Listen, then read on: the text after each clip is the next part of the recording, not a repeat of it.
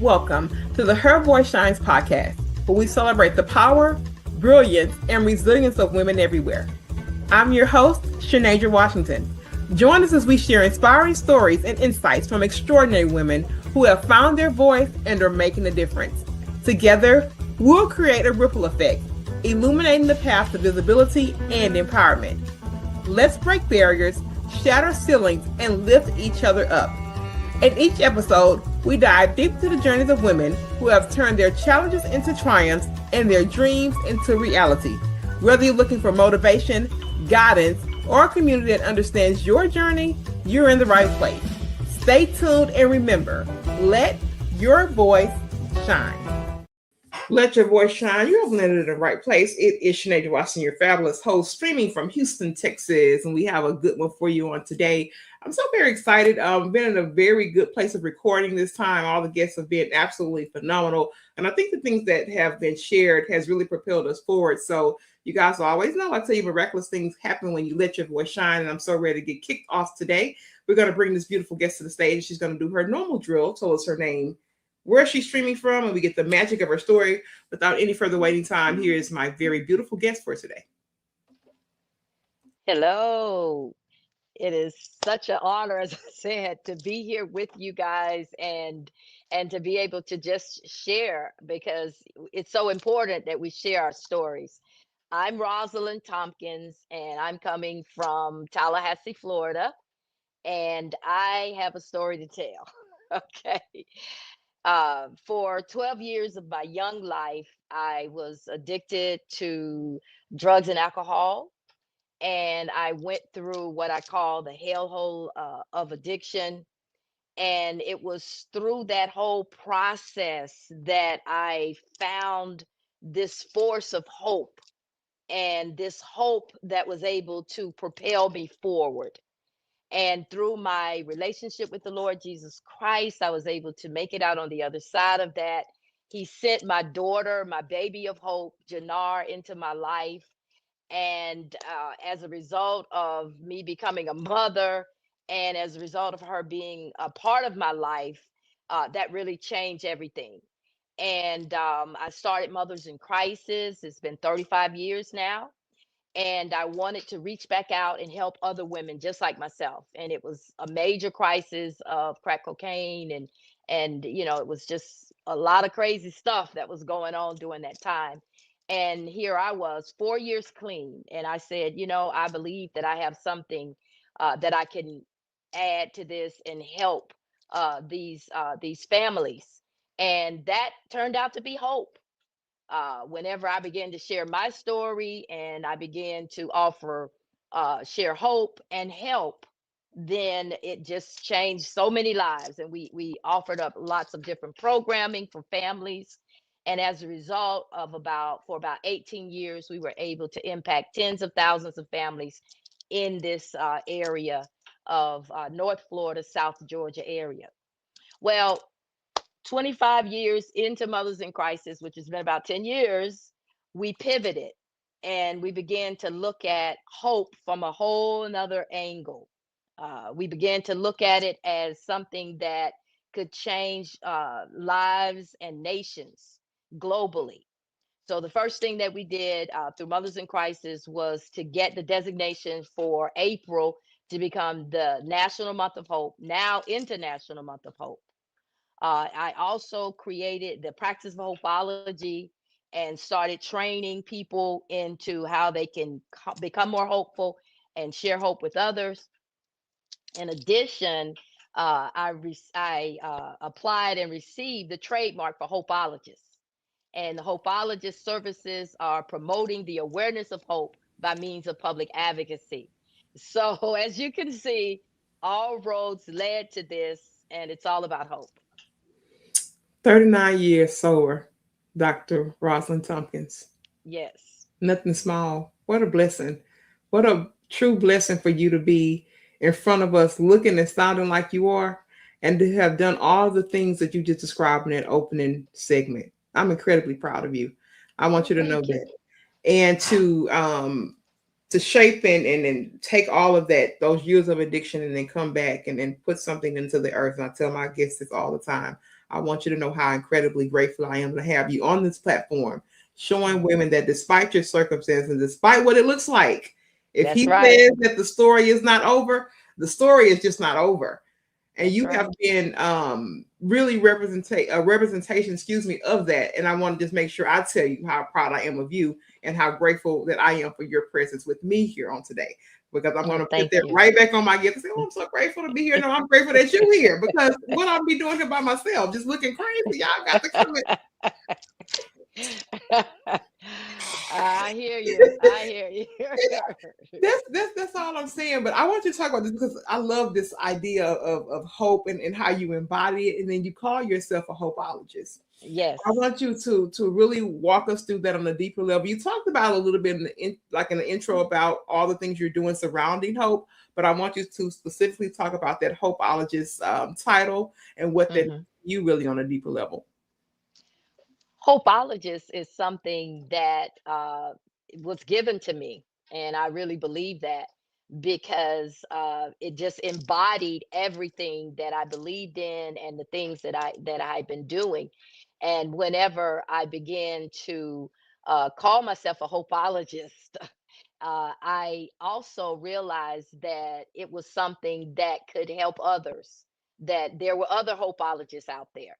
And I looked at the best way as an entrepreneur, I looked at the best way that I could take that and brand it in such a way that I can pull other people in, other women especially, into this hope movement. And that's when I applied for the trademark of Hopeologist, which is actually the services that we provide of promoting hope by means of public advocacy is class 35. And so as a result of that, through the certification, we have a certification process for the practice of hopeology. It's a self-help empowerment tool that is changing lives. And from that place of certification, then others now are able to become to use the license of hopeologists. Okay, I'll say it that way. They can utilize the license of hopeologists and begin to embody this whole this whole process of becoming more hopeful and being able to help others who need this hope. Because what we're looking at, there are two societal indicators that we're looking at, and that's number one is suicide rate. And unfortunately, that is something that we're seeing that is continuing to, if not increase, but remain steady. And unfortunately, what we've seen over the past 5 years is that a lot of our young people, especially African American, young young adults, and even young as teenagers, have been taking their lives at an increasing and alarming rate. And to us, that is the epitome of hopelessness when you just say, okay, I give up. And it's no reason for me to live. As long as there's breath in your body, there is hope. That's my motto. Mhm. So Mhm. that's one of the indicators. And then the second indicator is this epidemic of loneliness and isolation. So through this whole practice of hopeology, we look at how we can make hope connections, and we can go in and make sure that we're taking care of one another as a community. And you know what? I really, I hate to say hate, but I hate the status of the world that we're in, especially as it relates to suicide, because it's Hmm. becoming almost a norm. You're hearing people I Hmm. know in my cone of reach that saying that Yes. somebody decided to take that path, in their families and in their ecosystems. And we need Yes. more people on the front line really to prevent it. I know it's a heavy time, our political climate, our economic climate. There's a bunch of different Hmm. factors that we have that are Yes. really playing, heavy on people's mind and in their Hmm. whole core and system. And I just wish that, many people would seek the help. And I'm just so happy that there are people like you that are on the front line to really try to combat some of these things that are happening at really a higher rate than I'm even comfortable even talking about sometime, to be honest with you. Right. Yes. Yes. Um, I like this part of your story because you said that it was a time that you felt stuck, but God gave you a glimpse of your future. Girl, that's Yes. powerful. You know, when you feel stuck, but you get this whole vision, and sometimes you're like, oh, well, how are the steps going to lead to the vision? I see the vision, but Hmm. I'm stuck right now, and I don't know how I'm going to be able to mirror the two. But I feel so stuck, but I'm seeing the vision. Tell me, what did that vision reveal to you? And then right behind that, talk to us from a perspective of like you in a stuck place, but I see such a big vision. How am I going to get there? Hmm. You're referring to a time in my life whenever I was going through addiction and I had really hit one of my bottoms. Okay. I had many along the way, but they all brought me to the place I needed to be. But it was during a time when I had lost a baby. I had stillborn, and I had gone home to recuperate with my family, and I was just really, really, really so depressed. I couldn't. I would try to look out and see years ahead. I couldn't see anything but darkness, and it was one time in particular whenever I was sitting by the water in at Bayview Park, and I love the water, and I was sitting by the water, and I was probably crying, and I was just still in that place. But the Lord gave me a glimpse of the first light. And it always is not, sometimes it's not the whole picture, but the first light came when He said, go back to Florida State and finish your degree, because at that time I didn't know what I was going to do, whether I was going to stay there and live with my parents or what. But it's like when that thought came to me, when the Lord placed that upon my heart, it was the glimmer of hope. And that's what it starts with. A lot of times people don't realize how powerful the spark of hope is, because it only takes a little light to dispel the darkness. And that light led me to do the first thing. And then when I started making preparations, and I went home and I was telling them, I'm going back to school in the fall, and I got busy. And that's what hope will do. Hope will get you up from the stuck place, and you will start moving forward, and you just take one step at a time. And that's what I would say. How do you eat an elephant? One bite at a time. So you don't just try to, the full picture. I didn't see the full picture. I just saw one thing that was doable, and that brought me hope that yes, I can do that. I can go back and I can finish my degree. And I did. And then of course, along the way there was purpose, and that's what we all need and we all are looking for, is to find our purpose, our reason for being, and to make some sense of the craziness that goes on in our lives. And that was one of the things I'd asked after I lost my baby. I was like, God, why? And on the other end of that was mothers in crisis. It was all these women that needed to hear that story, and needed that hope and that help to make it through. So that's what I would encourage you, just to allow the spark of hope, the glimmer of hope, and it can just be a word from someone, or something that you hear, or however it comes to you that says, try again, don't give up, do this, Mhm. and it makes a And difference. and I love that. I have found that when I was still working and I had a vision, and it was such a strange vision, Dr. Tom. It was very strange because I wasn't. People see me in this light, but I wasn't always this girl. I'm like the back of the room nerdy science kid. I didn't speak. I have family members that was like, we didn't even know if that girl could talk. Like that girl never spoke. I used to be in the room with them stuffed animals, them books, and I was fine. I didn't need a thing. You hear me? Yeah, I hear you. So this is not. It doesn't feel like the life. And I remember, like back in 2020ish, I kept having like dreams of me being on stages. I say, Mm. Lord, the screws then got wired. Some stuff. Then wait a minute. I say, you better stop eating all of that junk food at nighttime because you're getting all these. you know, you getting all these weird dreams and things, and I kept it didn't make sense because it was not who it's not who I am. It was not. Mhm. There was really no thing. Like I could do the work, and I could be intelligent, and I can do the thing, but it's terms of speaking it and putting it into the earth and sharing it. Right. I said, who dreams these is? I said, at one point in time, I'm gonna get the right ones. I didn't want them to be mine. I hear you. I hear It you. just didn't see. And as I'm, working and building and doing the things, it really is like this kind of ripple type effect. This one thing will kind of lead to this and lead to this. If you're open to hearing him. And when I got out of the denial, finally, I then start to see, like, okay, this is why it had to happen this way. I was always asking about, man, I had so much hardship in my career. Like, I was always the minority, the only person in the room, and all this, like, kind of things like this. And I always got the problem employees. And I said, what's happening? I need a do-over. Like,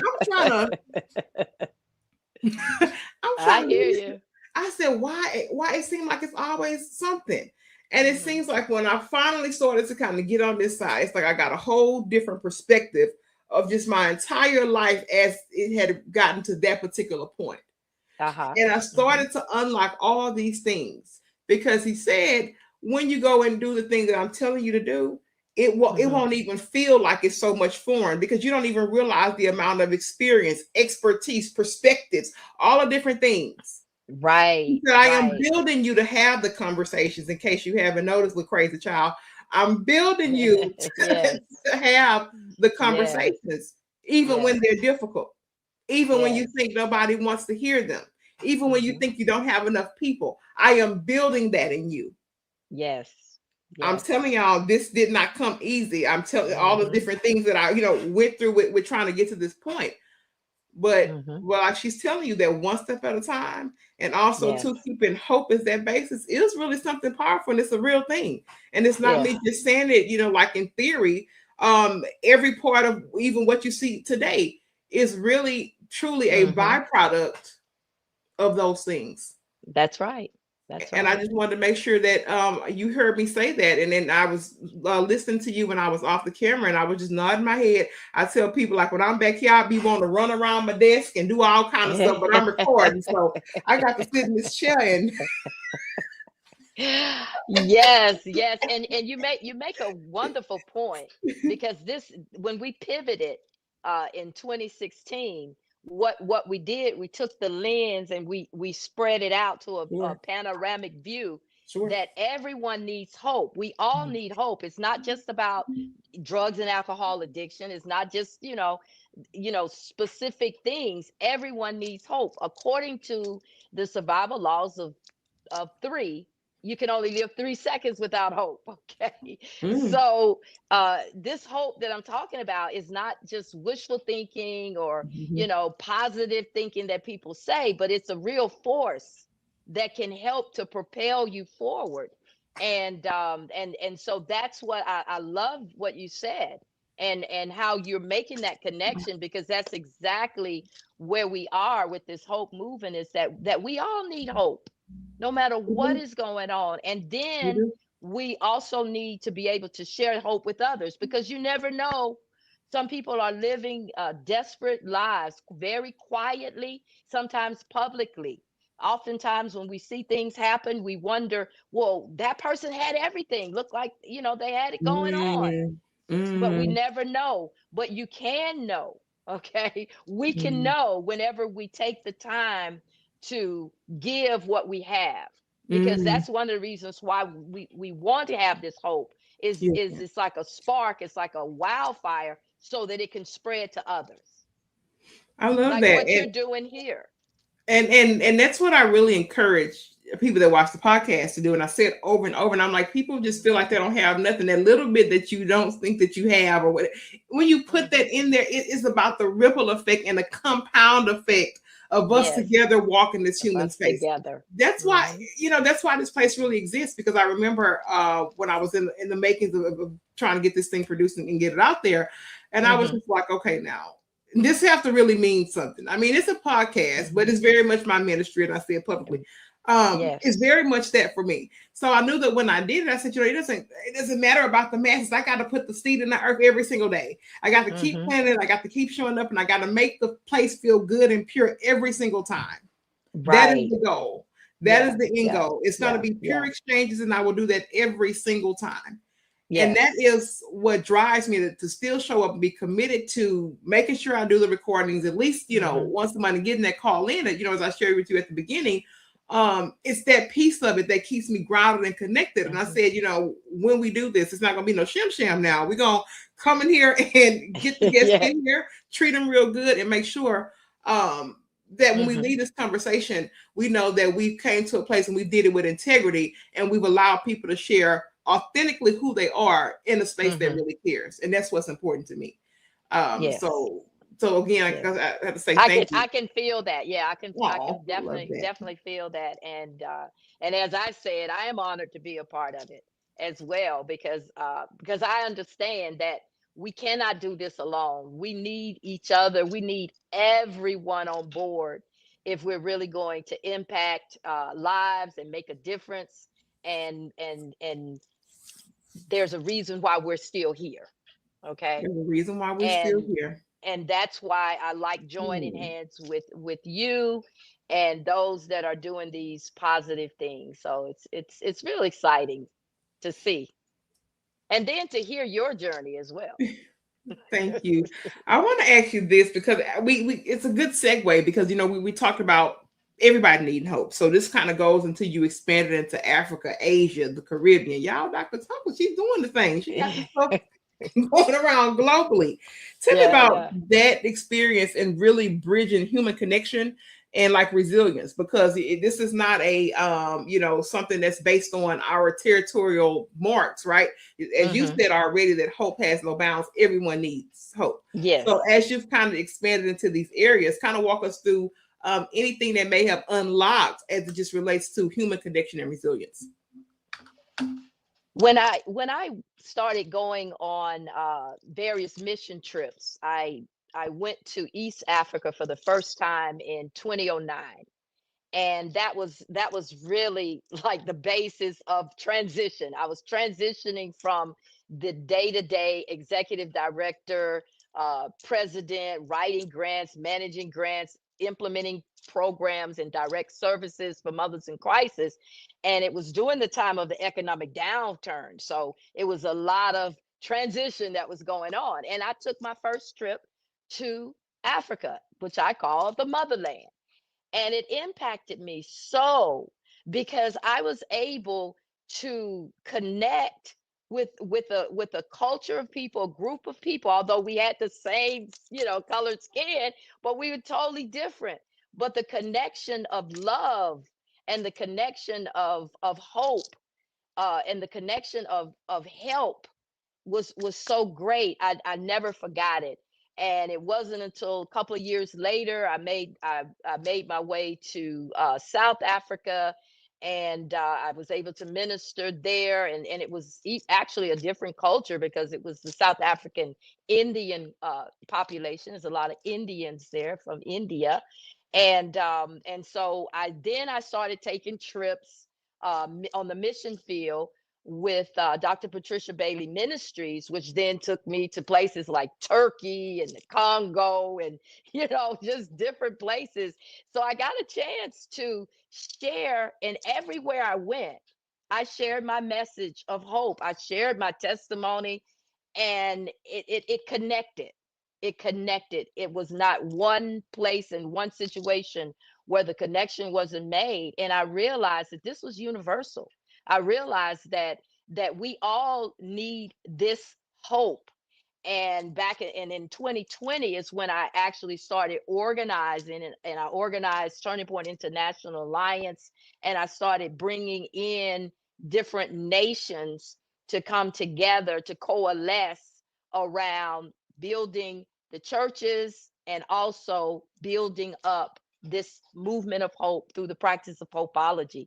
So we currently have different outreaches in Kenya, in Sierra Leone, in Nigeria, in Pakistan, in the Caribbean islands, Haiti, and Saint Vincent, and different places around, mostly Africa. It's several nations, Malawi in Africa, and then Pakistan. But then there's a lot of this outreach, so it's a broad area that we can cover there. And we have those that are certified in the practice of hopeology on the ground, and we have hopeologists on the ground in these places, and they're spreading this message of hope to their communities and to groups of people who in many cases are hopeless.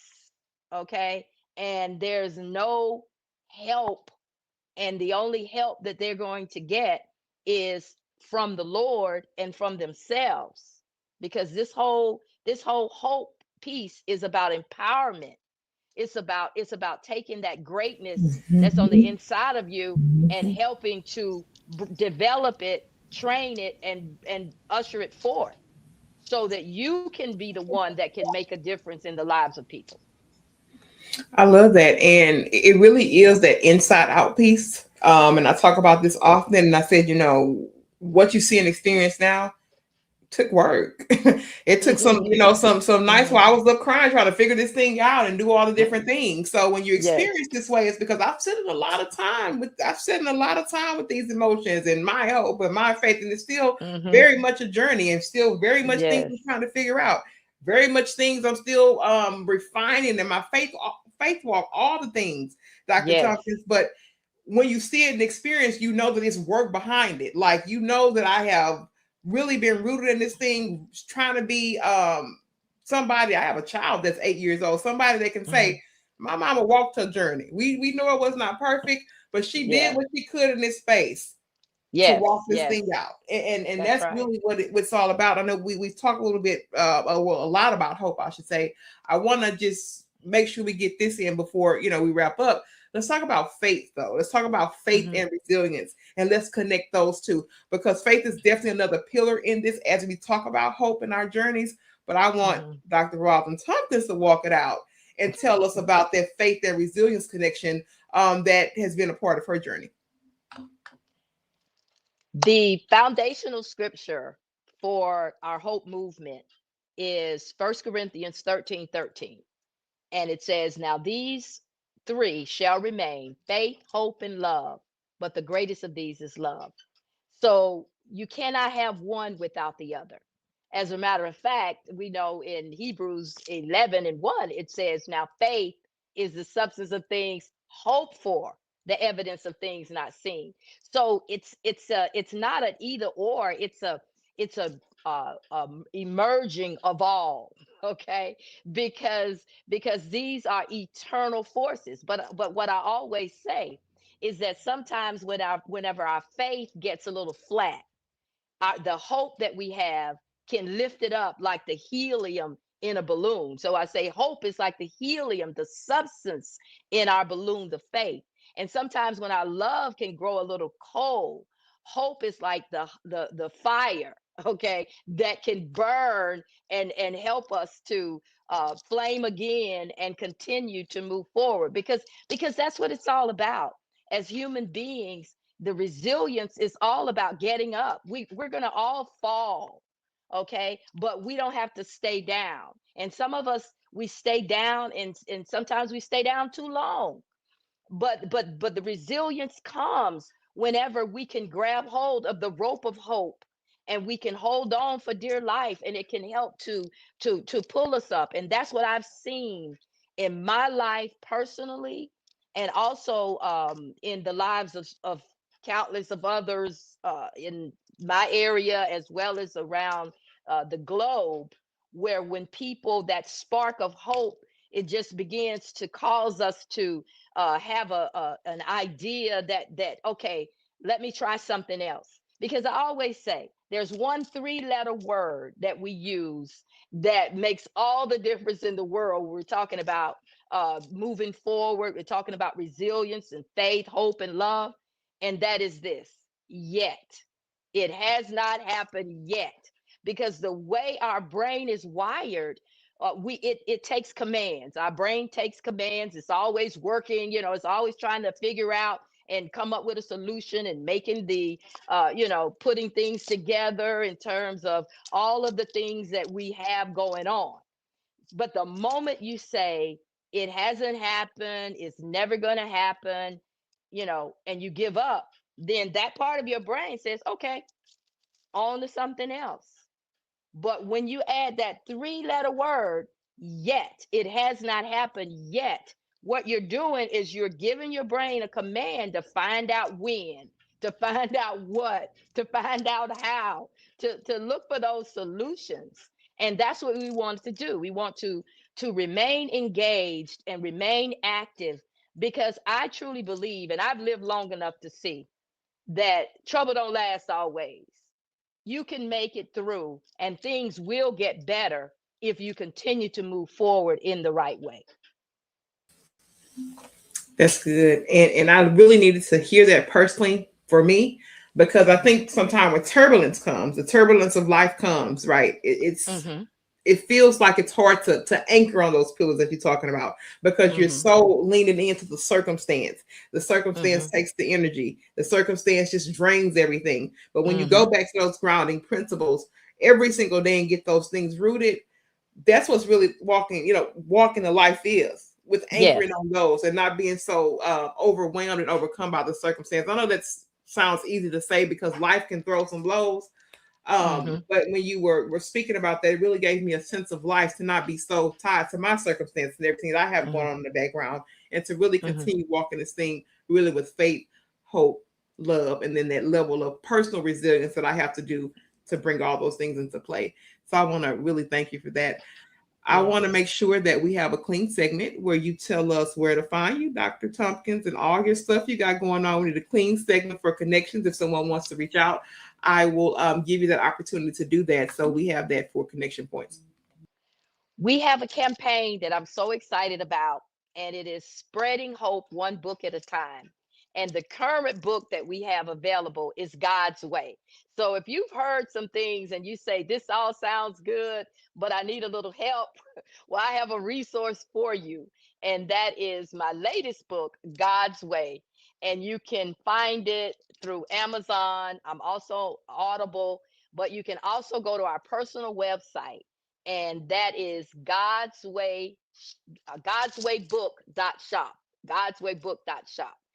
And all of the proceeds from all of my books go back into the work that we're doing through Hope and the Hope movement. And I'm excited to let you know ahead of time that my latest book, well, my newest book that will be coming out soon, and I hope you'll have me back, is Created Beautiful. And created beautiful is seeing yourself through God's truth. And I believe this would be a wonderful fit because you are epitomizing that. Okay. And but if you'd like to find out more about the Hope campaign, go to makeahopeconnection.com, and it has all the information on there. If you want to find out about practice of hopeology, practiceofhopeology.com. You can find out all this information, and you can become a part of this solution, because we are changing the world through hope. And so many people are looking for ways to really make a difference. And you can be trained and you can be equipped, and you can find yourself in the center of something that God has in store for you as well.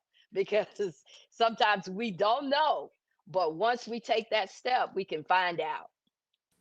Oh, I love that. And thank you so much for giving us the details about the book. And when the next one comes, call me, girl, so we can You're gonna love it. I already know. call me so that we can talk about it.